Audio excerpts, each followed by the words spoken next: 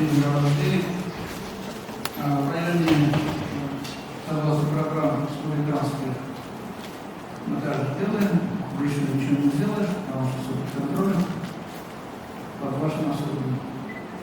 Ну и для сохранения новых населенных пунктов и населения очень много делается, очень много программ, но есть первое это привлечение для бизнеса молодых или кто занимается бизнесом, если в окружности от, допустим, от Казани, от Челнов, Нижегородска, километров 70 не сделать, то вы сами знаете, уже сегодня Лаишева, Высокие гора, Городос, не так просто, наверное, еще сейчас Тюркаевский главный центр построили 10 тысяч рабочих будет. Это, считай, 35 тысяч увеличений, это откуда? Это наш малый основной. Поэтому, если мы завтра не будем думать о завтрашнем дне, какую-то привлекательность, то есть, вот, если вы своим бизнесом, если у нас вот, какая ситуация вы были, ехали бы, допустим, с собой. Вот это надо придумать. И сегодня, вот, если взять и Европу, и Китай, мало населенных пунктов, есть налоговые льготы, где эффективно, значит, открыть свое производство.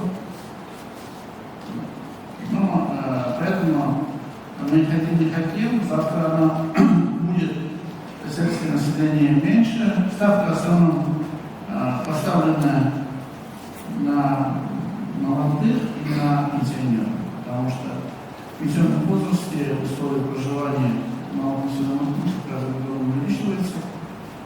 И нам сейчас вот надо думать уже молодые семьи, которые сегодня уже родители не смотрят. Поэтому для них условия, желание у нас сделать, ну, как населенные пункты, со всеми этими услугами. То есть деньги оплачивают для родителей. У нас вот около дома Пискарелов мы сейчас хотим дома поставить отдельные, чтобы в таких ситуациях. Потому что есть рабочие места и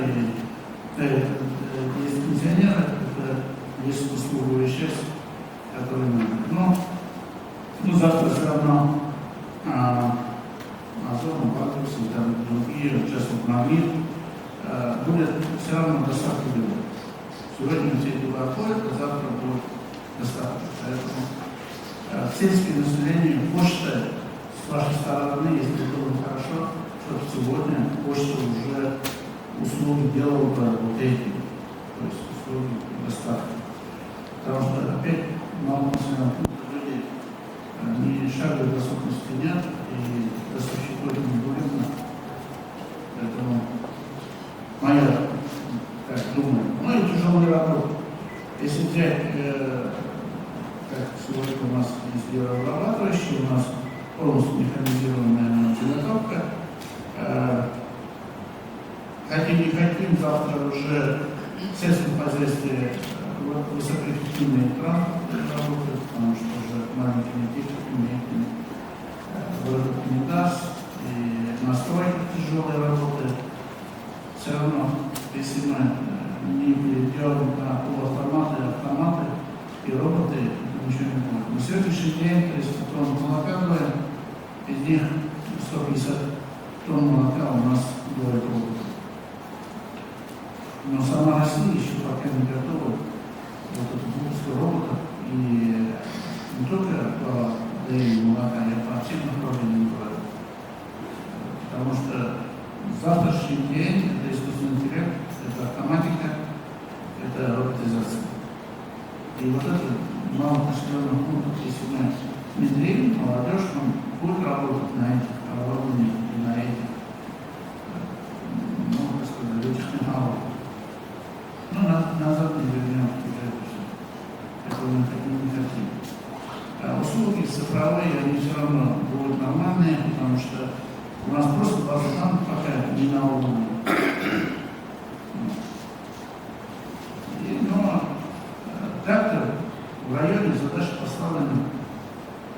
всем отделам, это привлечение, ну, допустим, по образовательной системе, по социальным вопросам, по спорту. То есть мы должны привлекательно быть, и остается все равно закон изменится, все равно закон будет для малых населенных пунктов какой-то по бизнесу, а у нас это уже готово. Поэтому эффективность остается, эффективность, которую мы сегодня все создали. Улажка, дорога, вода, газ, свет, ну, это ни в одной стране такого нет. Но лучше живем, предсказать. У вас пробки, тысячи проблем. А так, задача поставлена, это уже любой суммой привлечь тех бизнесменов, тех, которые называются командой инвесторов, эти придут, пока они думали, не знаю, что кроме вчера. Роботизация тоже идет, роботекс у нас тоже на детей одним из первых. Да, они, может, от нас будут, но мы одним из первых все по этим программам, которые есть, вы уже видели, да. У нас сколько детей там сейчас на этих соревнованиях? 200 с чем-то, по-моему. Поэтому спорт и сегодняшняя инфраструктура новая. Спасибо, Владимир Валерьевич. Еще раз. Какие есть идеи есть, мы готовы вас принять. Ваше мышление, вашего финансового, все сделаем. Все члены нашего комитета крутые бизнесмены, так я скажу. Не крутые, финансово состоятельные. Ну, наверное. Еще раз спасибо, Раиса Валерьевич, за ознакомление с нами. Но если какие-то вопросы, я готов, если смогу ответить. Вопросы вы должны нам задавать, чтобы вы нам два вопроса задали, от которых мы берем работу. Я думаю, что если у присутствующих какие-то вопросы есть, то наши коллеги к первому вопросу, сейчас заместитель я услышал, совместно с вами. Поскольку, уважаемые коллеги, поскольку сегодня у нас в повестке дня нашего заседания несколько вопросов. Это объективное использование региональных налоговых льгот, представленных индустриальным парком на промышленной площадке национального уровня, конкретно сама. Мы прошли, посмотрели цивилизованные промышленные парки, мы были во многих районах, и наша цель – это эффективное использование представленных льгот этих площадок. И сегодня мы убедились, мы докладывали услышаны эти все. Здесь у нас два докладчика. Роман Владимирович Американов, заместитель министра экономики. Сейчас и докладчик, генеральный директор администрации Парксовета по данному вопросу. И второй вопрос, и следующий вопрос. Это, наверное, поскольку с учетом того, что это изменение бюджетного и налогового законодательства, которые сегодня уже приняты и которые будут приняты, будут работать в 2024 году.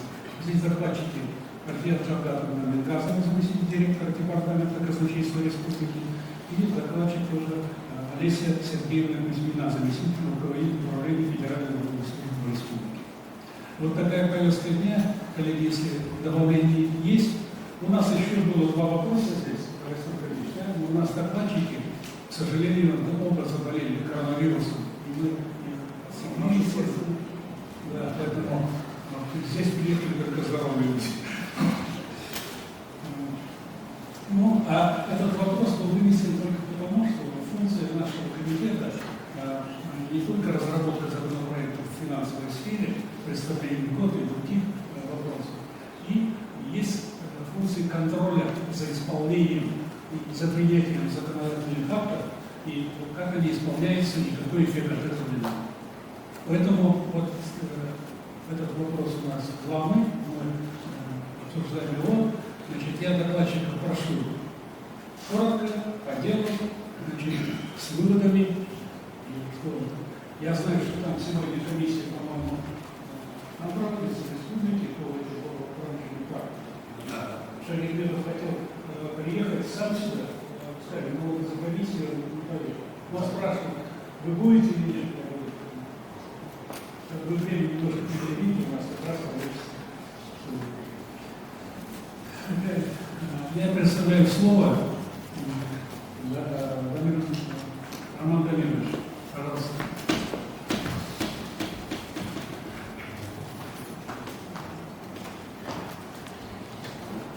Добрый день, Владимир Александрович, Борис Валерьевич, уважаемые коллеги. Для обеспечения социально-экономического развития нашей республики важную роль отводится малому и среднему предпринимательству. В целом, в секторе МСП наблюдается положительная динамика.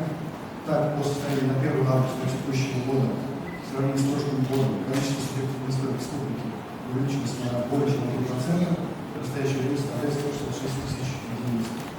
На конец года мы ставим целевую задачу для себя достичь 170 тысяч. Это с темпом роста 3% на календарный год.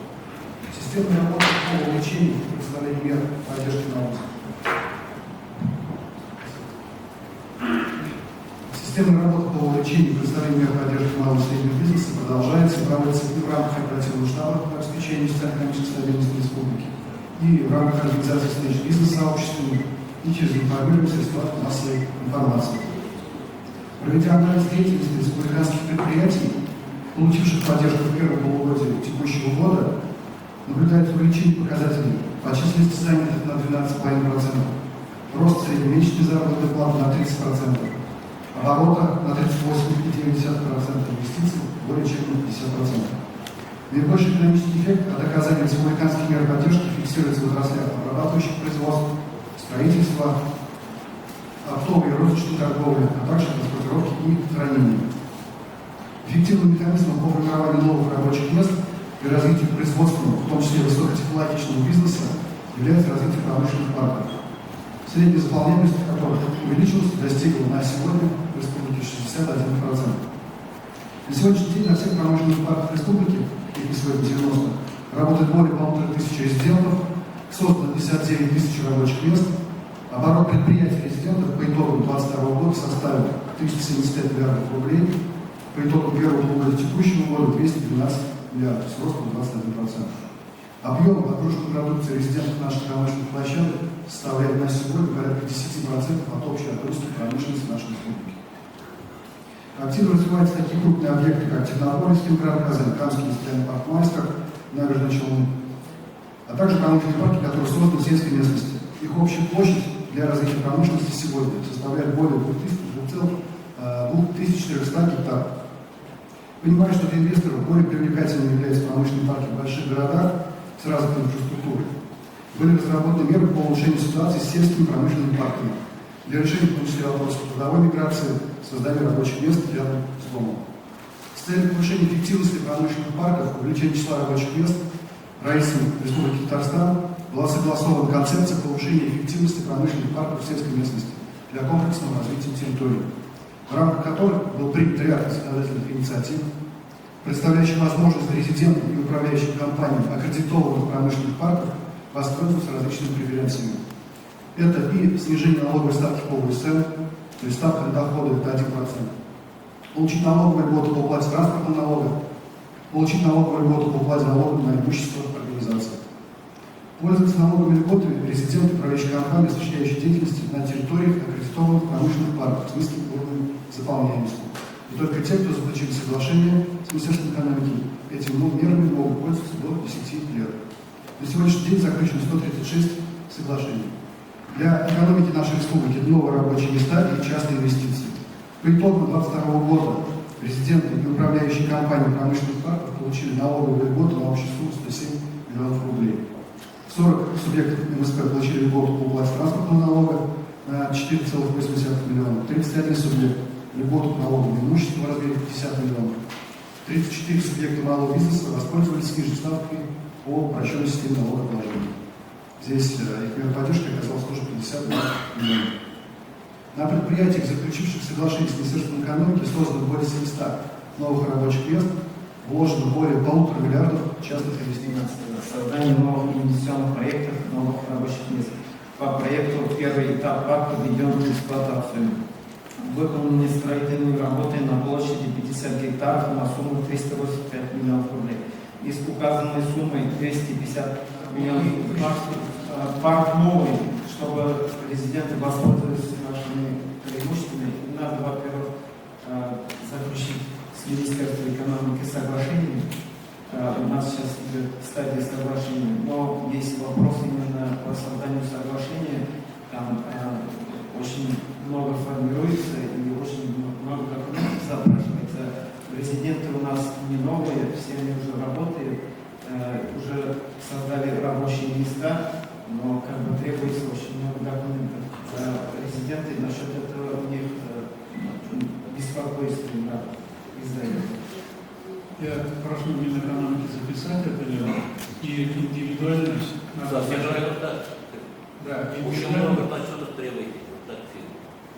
Да, здесь, значит, тоже мы одно время на бумаг хотели отходить, и сейчас, наоборот, на все органы бумаг увеличились.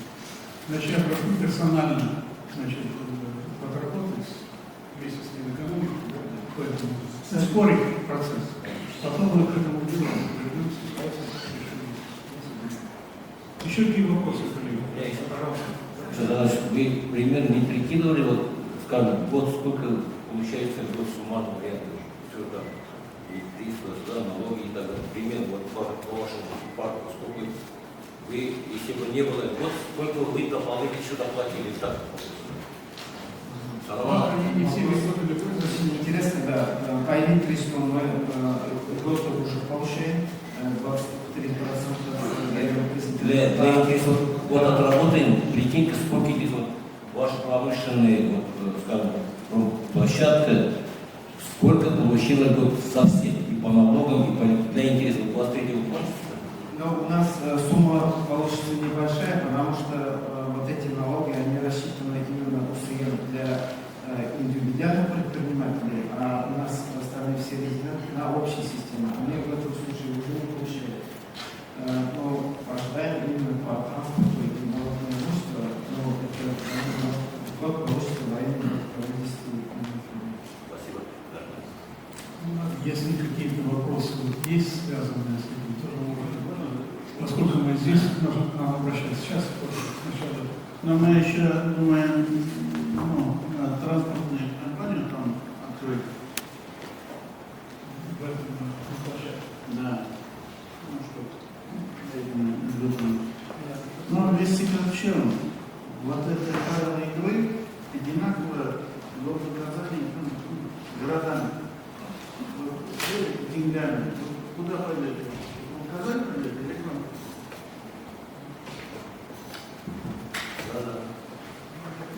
Надо, я повторяю, в чем-то нас должны привлекательнее быть. Огромное спасибо, да, площадке это сделано, но мы не сможем конкурентно быть.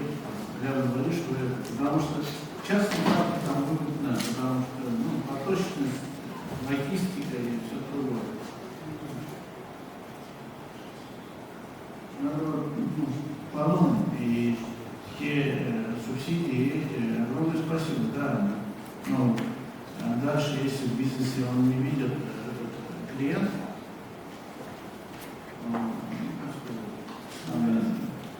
очень тяжело привлечь.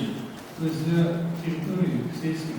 И система Минэкономика, она наша невиновна, она федеральным законом все это нарисована. Нарисована она не для всех, потому что шеф-умным надо быть, и вот это все запомнить. А не у каждого предприятия сегодня имеется, а кому-то обращаешься, такие суммы объявляют, лучше за это не ходить. Поэтому вот Минэкономики, которые упрощенные, нас это все видно. Там много вещей от суммы количества людей, но так не может быть. вопрос. Идем на автоматизацию. Это через Министерство сельского хозяйства у нас такое есть, когда там получают субсидии для развития кооператива. Если так, должно быть энное количество людей. Рабочие места от суммы.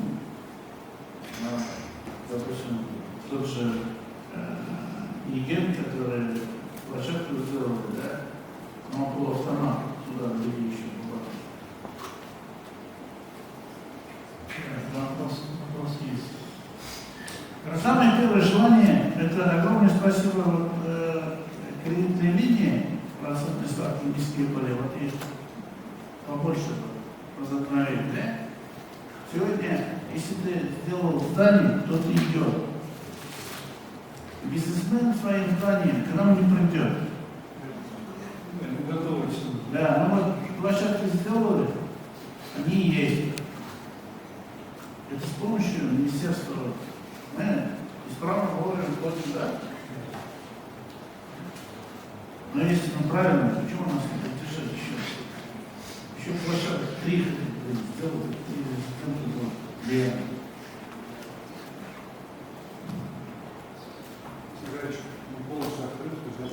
больше вот, вам лимит денег дали, что возможно было, чтобы она... Ты ведь еще нет, ты не можешь брать, так да? Ну, тогда нормально. То есть инфраструктура нормальная, да? Вторая, значит, площадки все есть. Но с оборудованием кто-то может еще прийти. Агропарк, допустим, у нас желание переработки. Если у нас площадка была бы, кто-то своим оборудованием дешевое, ну, или замораживать эти, так сказать, овощи, фрукты, или, значит, сушить.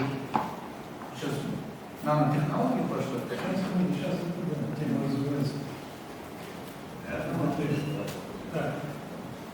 Олег У меня вопрос, там вы в презентации указали о том, что у вас стоит на электроэнергию 6 рубля, снижение светлого. Чуть не кажется, Нет, это не совсем так, потому что если быть подключенным по высокой стороне, там имеются свои требования. Это высокая сторона. Это высокая сторона. Мы должны больше потреблять и в ночное время, и в выходное время. И мы в итоге получим 4,5 рубля. Это же цикл, который не останавливается. Да. И ты сидишь на высоком. Да, вот. Тогда смотри, Александр Григорьевич, интересная есть вообще не экономика с учетом того, что в первую очередь привлекает, да, средний бизнес, малый бизнес. Конечно, дешевая электроэнергия. То есть, в принципе, сегодня дешевый ресурс. То есть на сегодняшний день есть установки ГПУ, так называемые китайские, на 2 мегаватта, на 3 мегаватта. То есть, если, в принципе, Промпарк приобретет такую газу ГПУ, то 1 киловатт будет обходиться максимум 2 рубля. Мы вам площадку дадим, там 8 труб у нас. И у нас сегодня просят 20 мегаватт. Есть сегодня. Они просят дешевую электроэнергию 20 мегаватт. Хотят поставить логистический центр магнит. Не магнит. Нет, крупный логический центр. Вот. Им надо 20 мегаватт. Им надо дешево. Давайте сделай этот вот электроэнергию. На тебя площадку дадим. Дешевую ГПУ, если газ у вас есть, ну, конечно, Вместо у нас 8 ветвей. Сколько надо, столько газу. Около самого.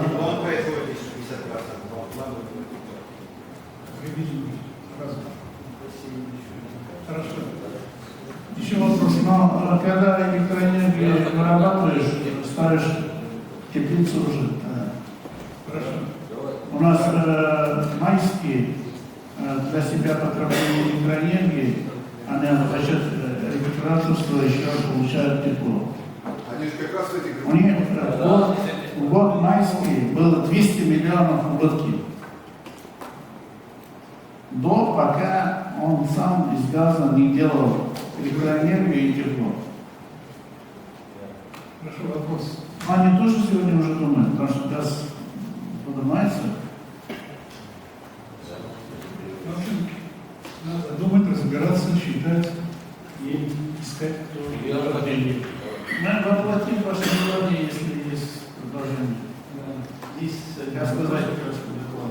Значит, вот у вас на 24 год планируется 511 рабочих мест. У вас самые главные рабочие руки, откуда возьмутся вот эти 511 человек? Я так понимаю, что сегодня, наверное, безработицы точно нет. У нас сегодня в Казани работают 1500 человек. Ваши? Наши ездят. Есть, да? Но И потом, они ездят за зарплату. если у нас интересно мы будем, Царева к нам будет ездить, и чем там пробку сидеть, в нашу сторону пробки не будет. У нас поставлена задача у себя это сделать, а потом там объявить, что у нас такое есть. Ну, и По логистике там утром в нашу сторону пробки нет. это если только зарплата позволит. Плюс еще у них с детьми проблемы, куда размещать, у нас нет детских садов и мест есть. И школу могут привезти. Там еще вот одно построить напротив, там кирпич будет. Они там стоят. Да. Тогда будет когда размещается несколько человек, а если у нас дети, это школа, это... Там у нас нужно, не надо, условия такие же были,